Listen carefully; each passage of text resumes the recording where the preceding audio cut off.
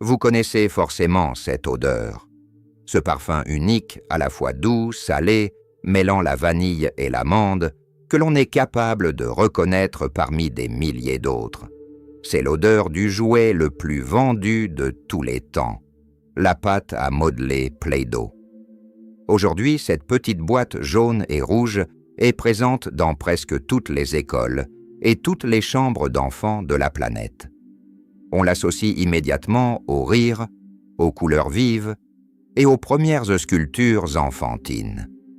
Mais si je vous disais que cette pâte malléable n'a jamais été créée pour divertir les enfants, en réalité, sa formule originale a été pensée pour une tâche ménagère particulièrement ingrate, sombre et étouffante.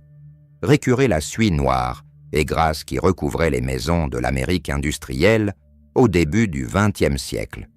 Pour comprendre comment un produit de nettoyage chimique et toxique s'est retrouvé entre les mains de nos enfants, il faut remonter le temps.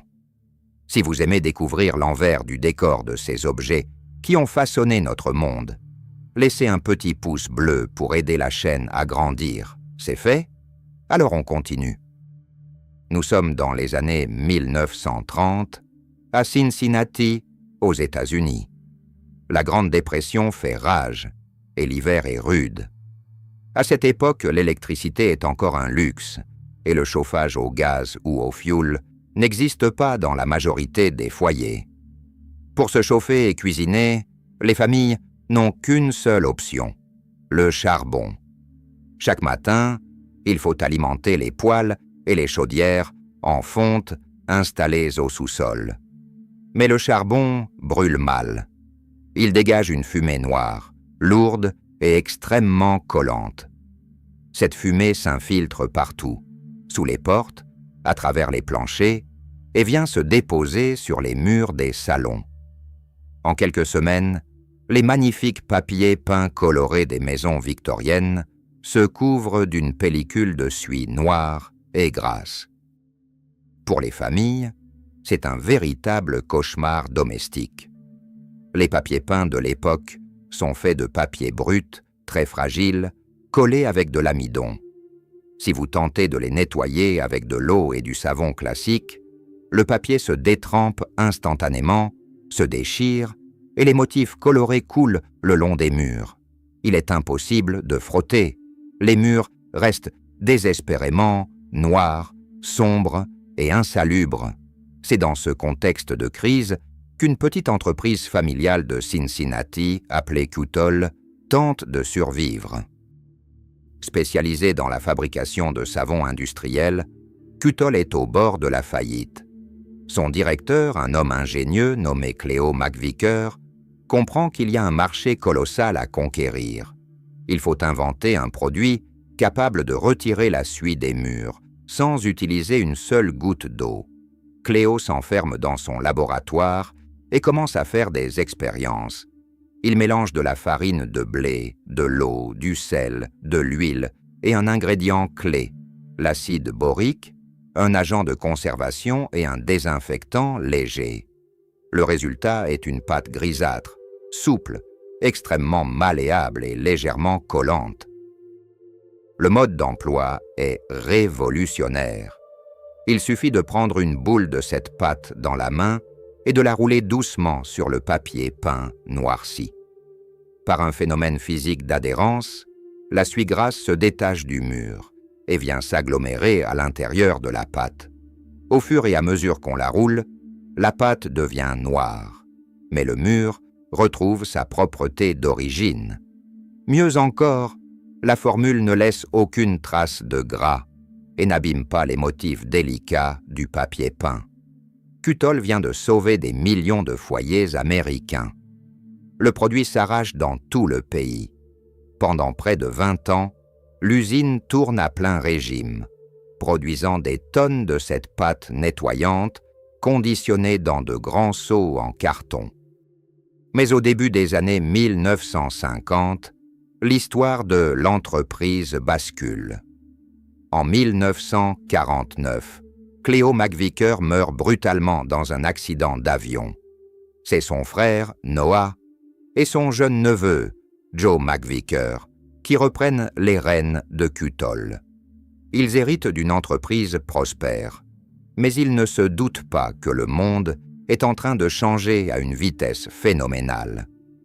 En l'espace de quelques années, les vieilles chaudières à charbon sont remplacées par des systèmes modernes de chauffage central, au gaz et à l'électricité. Du jour au lendemain, la suie noire disparaît des salons.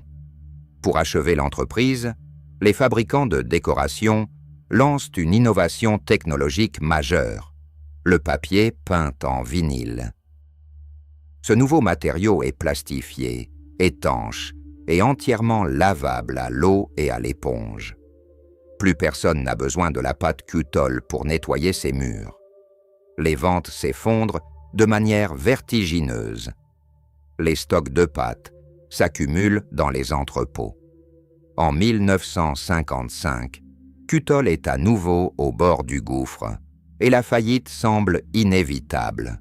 Noah et Joe cherchent désespérément une idée pour recycler leur formule et vider leur stock avant de devoir fermer définitivement l'usine.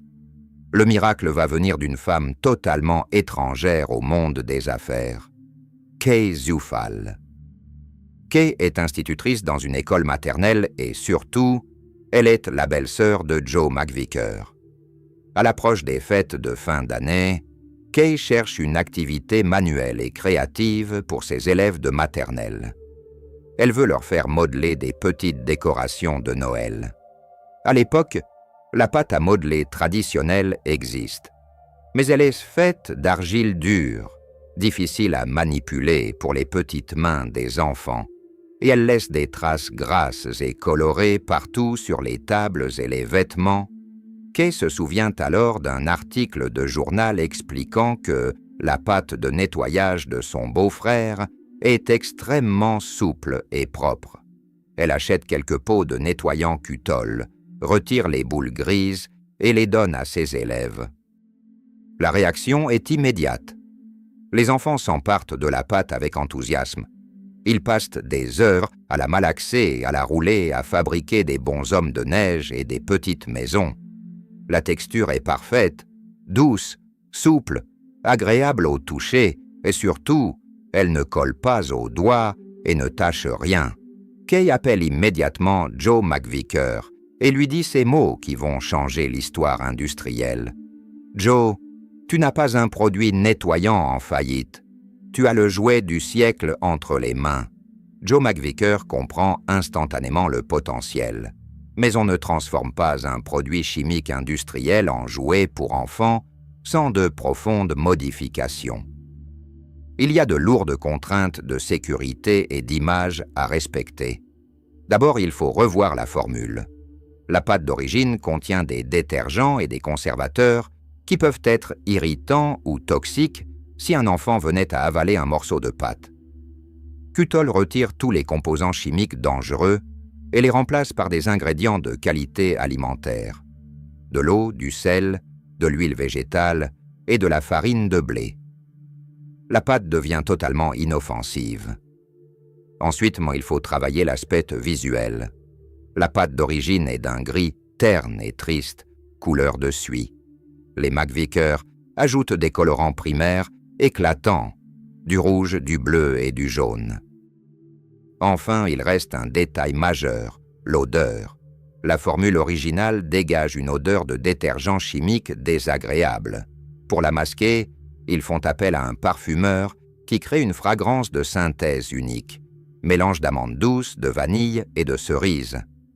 Au moment de choisir le nom, Joe McVicker veut appeler le jouet Rainbow Modeling Compound, le composé de modelage arc-en-ciel.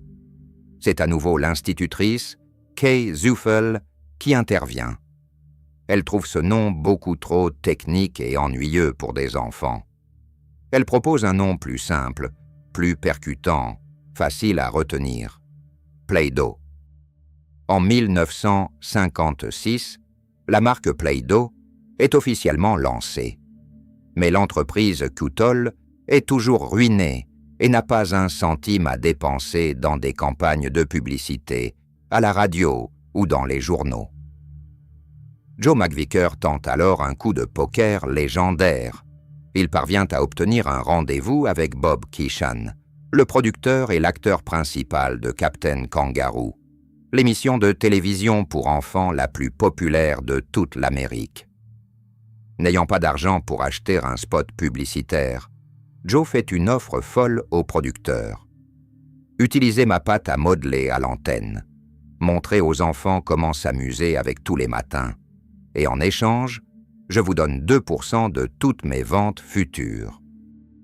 Bob Keeshan accepte le marché. C'est un raz-de-marée absolu. Dès le lendemain de la première diffusion, des milliers de parents se ruent dans les magasins de jouets pour demander la fameuse pâte jaune. En moins d'1 an, les ventes explosent et dépassent le $1 million. L'usine de Cincinnati, qui fabriquait autrefois du nettoyant pour murs, doit désormais tourner jour et nuit pour produire des millions de petites boîtes de Play-Doh. Aujourd'hui, plus de 3 milliards de boîtes ont été vendues à travers le monde. Son parfum si particulier a même été officiellement enregistré comme marque déposée en 2018. La prochaine fois que vous sentirez cette odeur d'amande et de vanille, souvenez-vous de cette histoire. Ce jouet culte est né de la suie noire du charbon, de la crise industrielle et du regard brillant d'une institutrice qui a su voir de la magie là où tout le monde ne voyait que de la poussière. Si cette histoire secrète t'a surpris, laisse un like et abonne-toi à la chaîne Comment c'est né. Dis-moi aussi en commentaire quel objet ultra connu cache le secret le plus fou. Et on l'étudiera dans la prochaine vidéo. On se retrouve très vite pour un nouveau mystère.